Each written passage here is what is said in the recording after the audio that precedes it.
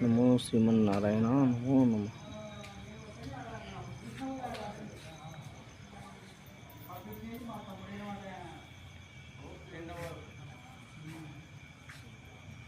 నేను కూడా గుర్తుపట్టలేను, గుర్తుపట్టే రోజు ఒక గంట సేపు బాగా ఉంది కొట్ట.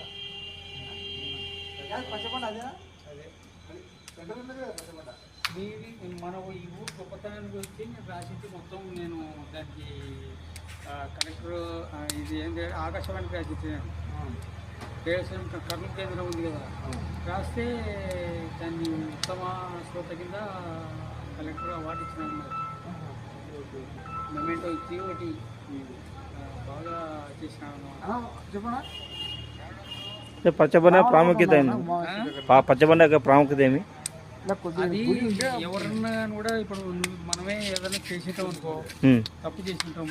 ఆ తప్పు చేసి దాని గురించి మనం ఆడ అబద్ధం బండ మీద ప్రమాణం చేసి నేను తప్పు చేసింటే కూడా తప్పు చేయలేదని అంటే అనుకో, ఖచ్చితంగా అనుభవించాల్సిందే.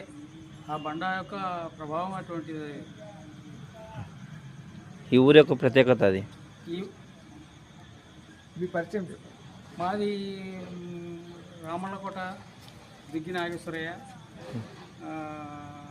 నేను టైలర్ పని చేస్తాను. నేను బాగా ఈ దేవాలయంలో ప్రతిరోజు నేను వచ్చి ఒకటి, ఎందుకంటే ఈ దేవాలయం అటువంటి దాని గురించి ఇంటే కానీ చూస్తే కానీ కూడా దేవాలయం యొక్క ప్రాముఖ్యత ఉంది అన్నమాట.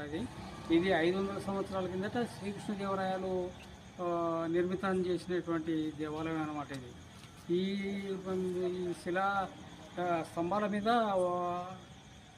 ఒకదాని మీద చేసినటువంటి శిల్పి ఇంకొక స్తంభం మీద లేదు. ఒక స్తంభంలో 4 స్తంభాలను నడిపించినాడు. దాంట్లో శ్రీకృష్ణదేవరాయలు బాగా ఇది ఏమంటే శాశ్వతమైన పని చేసినాడు అన్నమాట.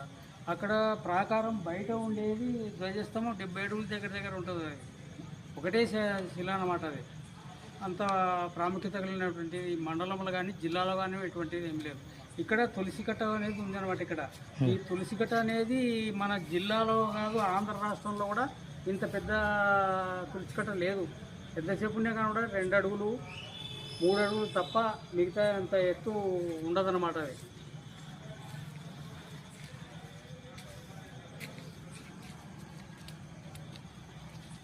వచ్చేసి ఇది పౌర్ణమికి మన 4 శ్రీరామనవమి కదా, శ్రీరామనవమి పోయిన తర్వాత వారం రోజులకు